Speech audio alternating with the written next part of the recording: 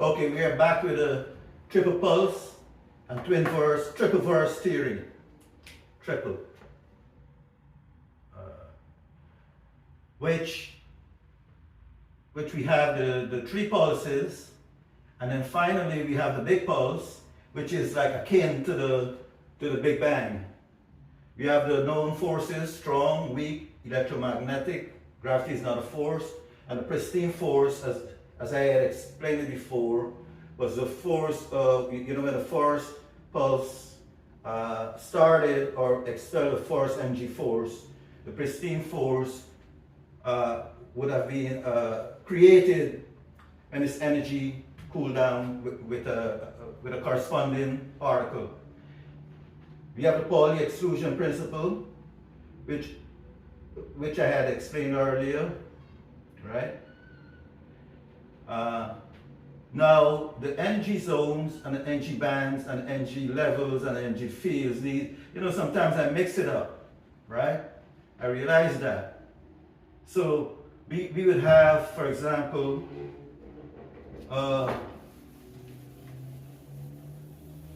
we would have an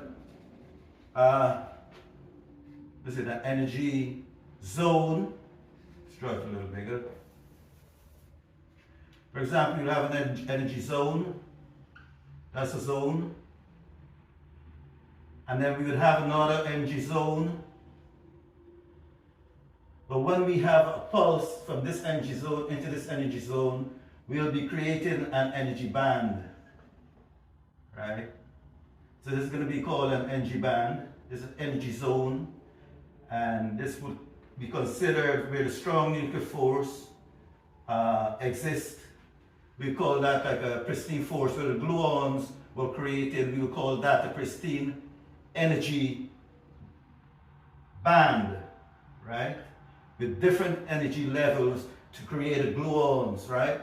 So it's an energy zone with different energy levels, which will create the quarks and the gluons. So I hope we get that clear. So we have band zones and different energy fields, right? And like I said, in this pristine high energy zone, the gluons will be created, right? And the quarks, the gluons. Now, I had mentioned that a gluon will be created, well, the information and the characteristics will be instilled into the energy zone.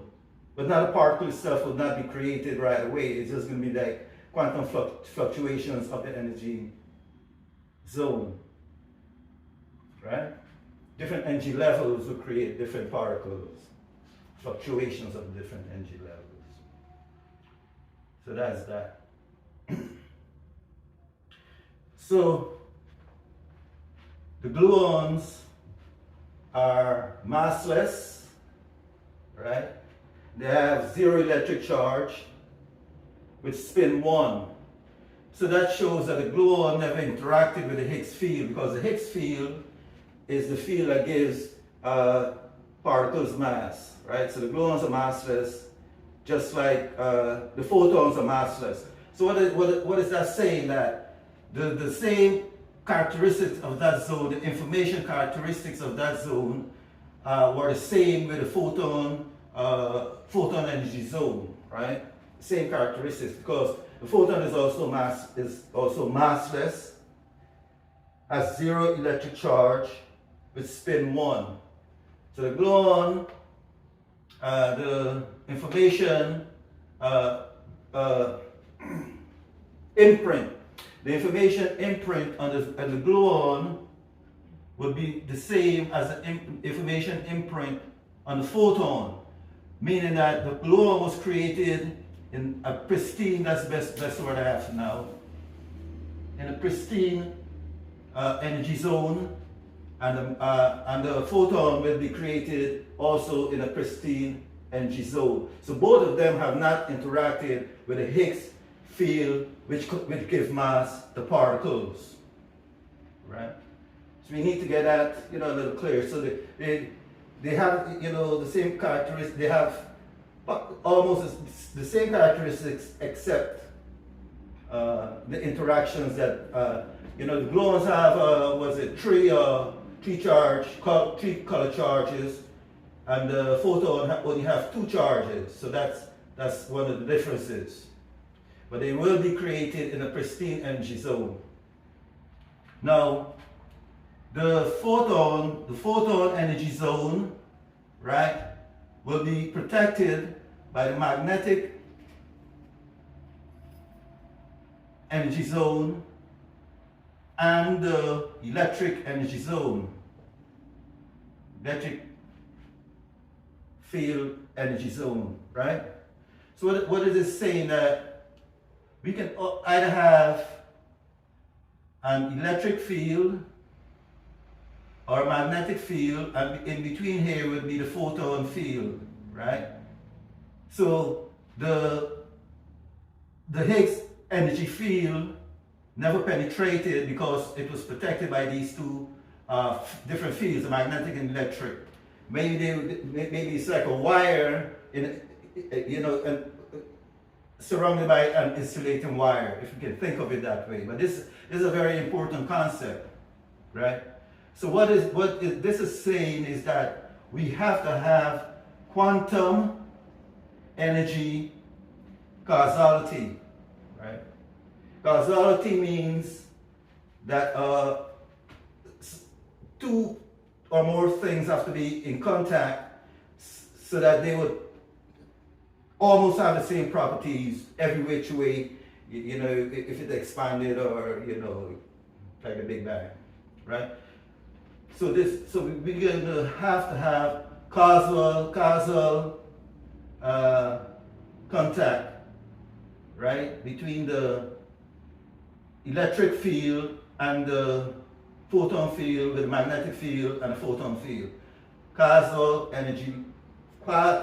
quantum energy contact. And as you can see, when in past videos I had said that some of these fields has not been in causal contact with each other.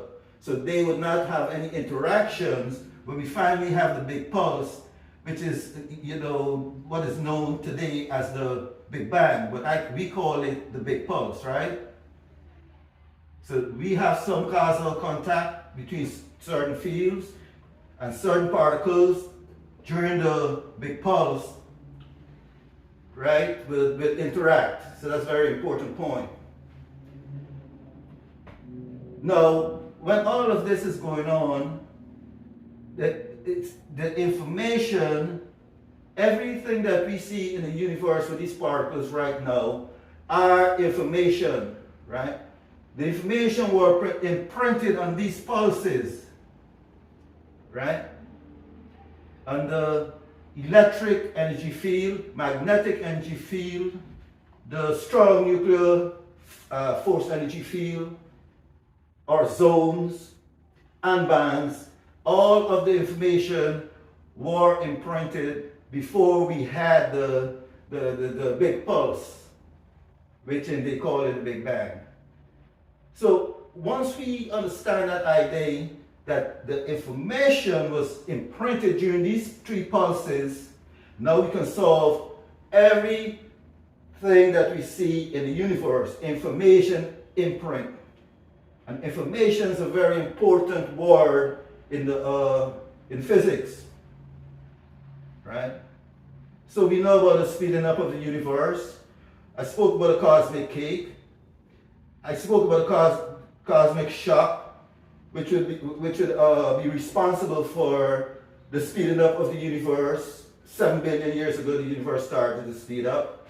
And I spoke about dark matter, which would be, you know, created when the first pristine energy band was expelled from the big pulse, from the first pulse, right? And we have dark energy is when the cosmic shock waves, you know, sweep into the first energy band, which is a pristine energy band, and it speeded up the universe, right? So that's taken care of. I'll go over it over and over again. So you have big pulse. Now, the concept of imprinting information on these energy bands and energy zones, the concept is very important, because now when we see, like, we have these pulse, well, the big pulse, we have the big pulse, say this is a big pulse, and we transpose the big pulse into the cooling, right, of these energy levels, bands, and zones. We finally form these energies, right? I mean, these particles and forces.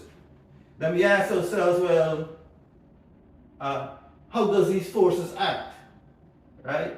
And how does these particles act? Well, I just explained to you, in certain zones we're going to have the gluons, which the gluons can't interact with, with themselves, but because of the Pauli exclusion theory, fermions with mass cannot interact with themselves, right? Because the fermions with mass would have been created in a band. I had explained some of that before, but they were created in a band. There was a exchange of energies, different energy zones, and then we formed a band, and this is where the fermions will be created. But the gluons and the photons were created in a pristine energy zone, but it had different energy levels, right? In the same pristine energy zones, not contaminated by, say, the electric band or the magnetic band, right? Or the Higgs energy band, right? Now, I'm going to give a couple of comments. Einstein said, God does not play dice. What he means is that if you have an electron or a particle, right, and you want to analyze it or describe it, you have to find the momentum and position of that particle. You have to take the probability of the wave that describes that particle. You have to take a probability of the wave, at that point, to find the position and momentum. This is why, so you cannot know. But if you throw a ball into the air, you know it's going to fall right there. But to find the momentum of that particle and the position, you have to have a wave function, and you have to take the probability of the wave function. You have to go through a lot of mathematical terms, right? Like one of Dirac's equations, you would have to go through a Dirac equation term, right? And Paul Dirac says there are too many probabilities in our math, right? Everywhere you look around, there are probabilities. Even Dirac's equations have probabilities. You have to take probabilities, probability densities, probability, a whole bunch of probability math. And this is why Einstein says God does not play dice, because of taking the probabilities to find out exactly where the momentum and the position of that particle is. Richard Feynman says, I can safely say that nobody understands quantum mechanics. That's what Richard Feynman said. So look at these statements, right? That means quantum mechanics works, quantum physics works, but how does it work, right? And the simple answer that it works is because there was an imprint of information before the Big Bang, or as I call it, the Big Pulse. In these triple pulses, information were imprinted due to the energy levels, energy bands, the direction of the energy bands, the direction of the fluctuations. So if you have an energy band, energy zone here, and you have a fluctuation like this, you're going to have information imprinted on these fluctuations, which forming the particles. And as it fluctuates back, you're going to have different directions. So we say, well, if you have a positive charge that was imprinted going this way, you have a negative charge imprinted going this way, right? So to explain these statements is that you got to take it a step forward to say there was information imprinted on the 3 pulses before we had the big pulse or the Big Bang. Has to. Right? So we don't have to go through probabilities. We would know exactly, if we analyze this theory, to know exactly where the momentum of the particle is going to be and the position. Right? So Mr. Feynman, Mr. Dirac, and Mr. Einstein, this could be an answer. Right? Exactly where. Because when this is projected in the cooling of the universe, the particles are not idiots. What the Big Bang is saying is the particles, is in a big soup and they run around crazy or whatever. No, the particles are smart. The particles know what they're doing. The particles have information imprinted on them during the 3 pulses, right? Now you have to say the particles have it's conscious, it's aware. The particles have an awareness. Now, how can we say, well, let's find out a little about these smart particles, right? They have the information imprinted on them, like I said, because of the direction they go. Well, remind me to speak about spin. So let's see how we can show that these particles have awareness. Now, we know about quantum entanglement, right? It means that if you have a particle here, if you produce 2 particles, one here, and you shoot one out into space, right? And one particle have what do you call it?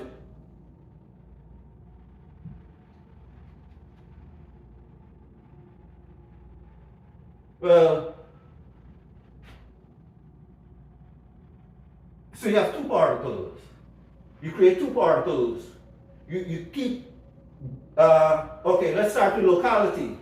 Locality is if I take this marker and I throw it over there, I know it's going to land there, right? It's local.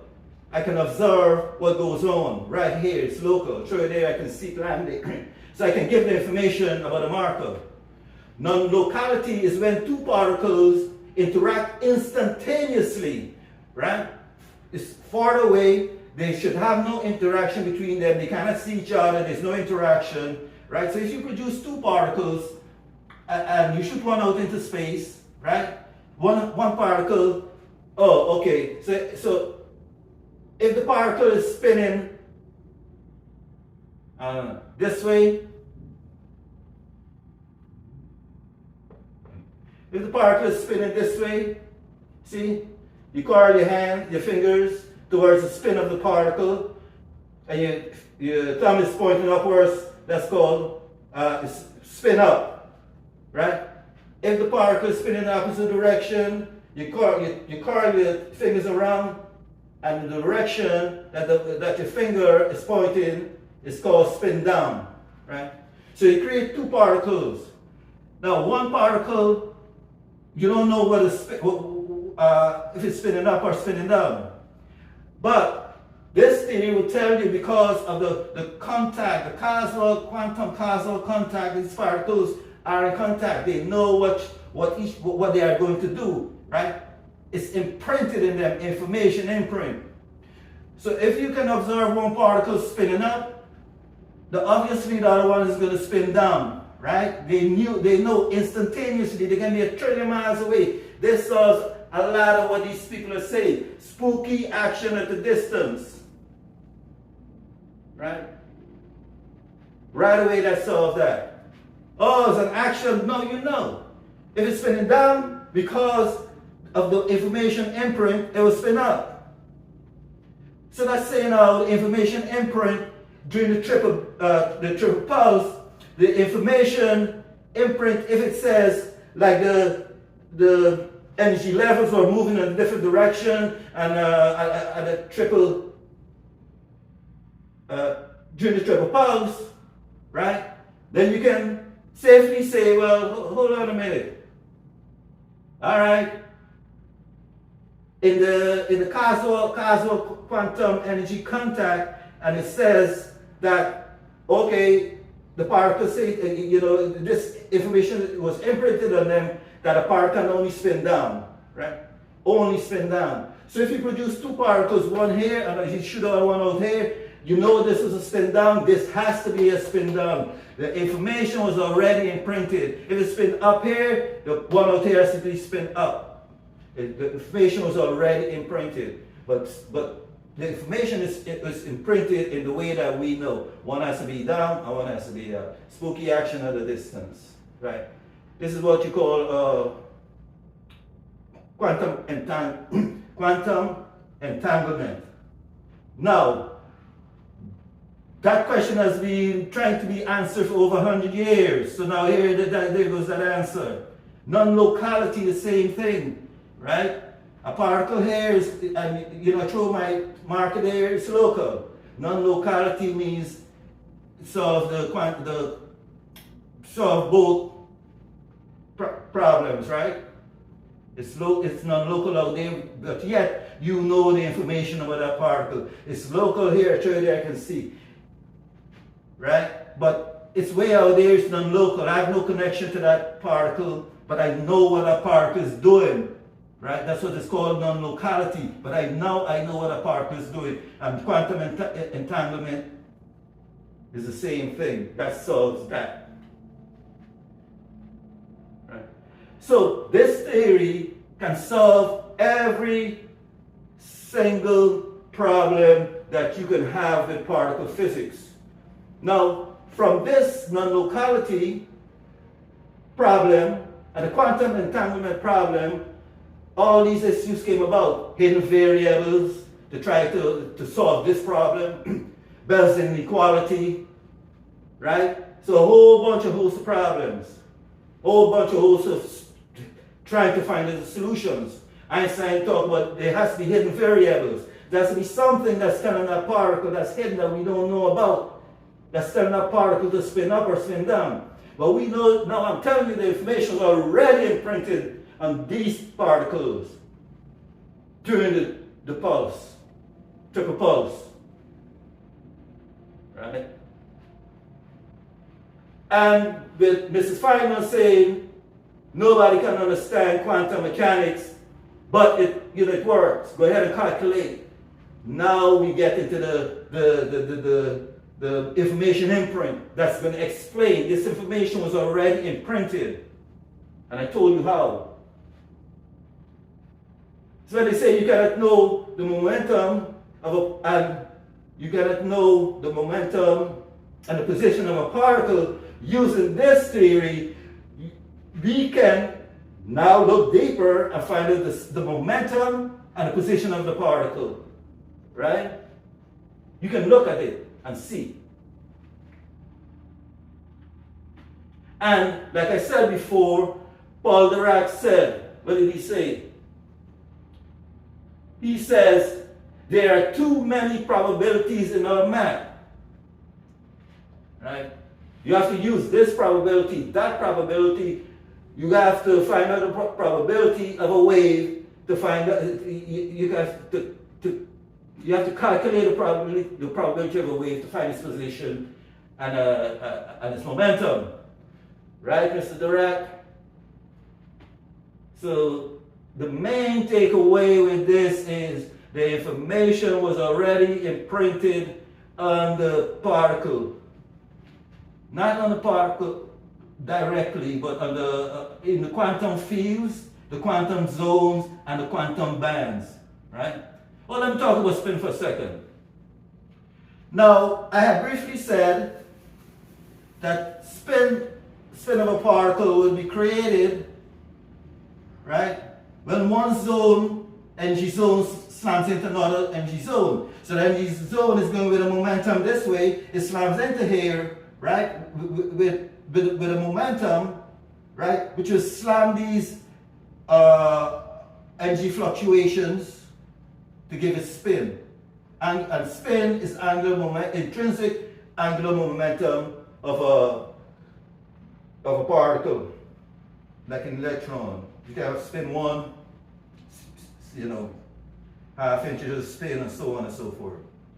So when this energy zone smash into this energy zone, which is let's call the strong force, the strong energy zone where the strong forces were created, right? And the spin will be slammed into these fluctuations, right? Imprinted. The information will have been imprinted, and the spin will be created right here, the information for the spin.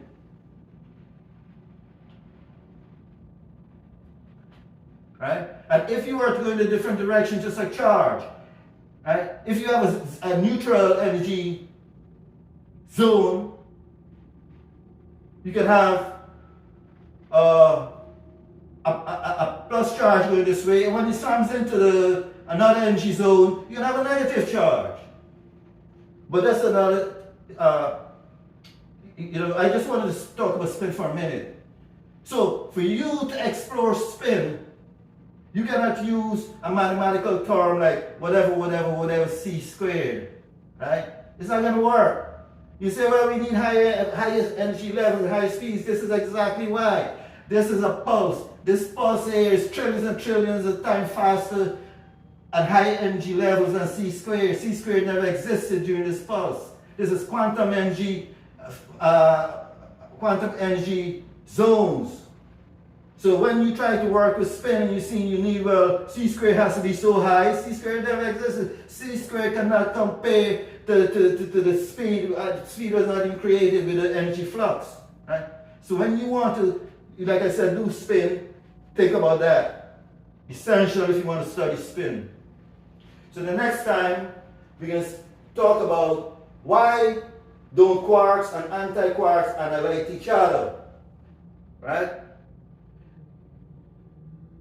The hint is the meson is actually the original fundamental particle of the fundamental particle of the quarks and anti-quarks.